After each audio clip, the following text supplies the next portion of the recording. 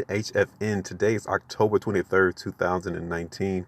We're going to talk about the S&P 500 on the verge of a breakout, making all-time highs in the long term.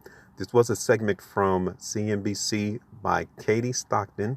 She works for Fairlead Securities, and she is giving out some points on this segment of CNBC as to why she thinks the S&P 500 and many other of the major indices are going to continue to see higher prices. And now what we're going to do, we're going to certify by the price chart of what Katie is talking about to see if in fact the S&P 500 is geared for a higher move. Okay, so let's take a listen, and then I'll come in and look at the price chart to see in fact are we getting the same ideas from the price chart. Okay. Really made any money, but there's been times where it's gotten a little scary where where you were right about it not breaking down. So now you think it's consolidated enough to where the next move will be higher? I think we'll see a little digestion here very short term. There are some overbought conditions to contend with as we test these resistance levels, but the levels are so close by for not only the S&P 500 but major indices around the world. That was just a tiny bit of follow through on the upside. We'll see a lot of breakouts, and I think that's important to note. And in your work, how much does a synchronous breakout with a Bovespa, something that doesn't seem to have any effect on what we're doing here because we think we have a domestic economy. Does it really matter that are they correlated? Yeah, they're positively correlated, generally speaking. We do want to see it be broad-based. That just shows breadth behind the move, global breadth in this case. The stock 600, as one example, is approaching final long-term resistance around 400. That would be a major, major breakout for it. We're having emerging markets, if you look at something like EEM, test a long-term downtrend line. So that's exciting too. So just with a little follow-through, we'll get those breakouts. I'll tell you what.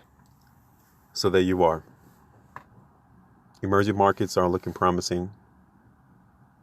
And another situation that she just mentioned is looking promising for a major breakout as well. Now, she did say that many of these major indexes are trading around resistance, and we do see some overbought conditions. Simply means that the market may dip a little bit, right?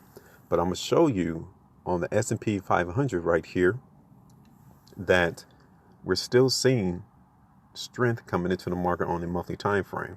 Okay, now one of the biggest points that I wanted to show you is that during the months of December and January, the market saw a massive increase of spread, and the volume definitely appeared, and we still get that same follow through on the months of May 2019 and then June of 2019 as well. So we are definitely still in that major trend higher into the market, because the participation of the market on May and then December tried to push the indexes lower, but immediately the next following month we close at the next high. So that tells you that the long-term trend is still in play, at least in the S&P 500. Now, I will tell you this: if we are unable to break above 3,000 points on the S&P 500, we will see some more consolidation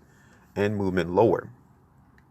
2950 would be that area of support for the S&P 500 to maintain the prospects of higher prices.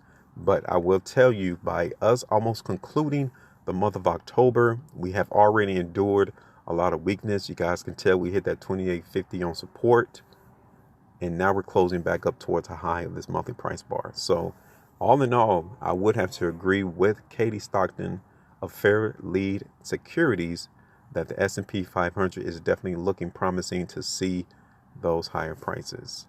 Make sure y'all maintain your profitability, and I will see you all on the next one.